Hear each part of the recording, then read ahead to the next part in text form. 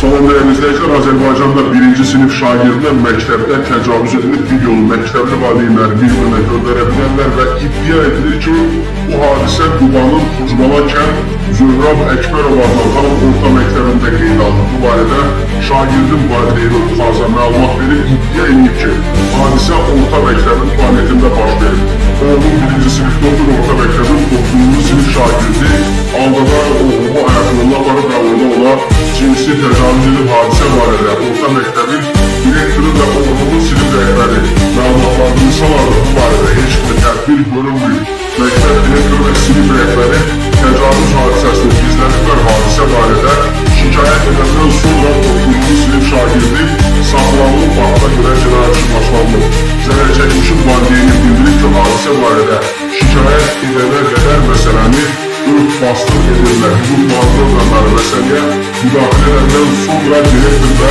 sinif rəhbəri hadisəni etiraf etdilər. Amma hələ ki məktəb direktoru və sinif rəhbəri barədə tədbir görünməyib. Məsələ ilə bağlı ailəvi qurumlara sorğu verilib və həmin qurumların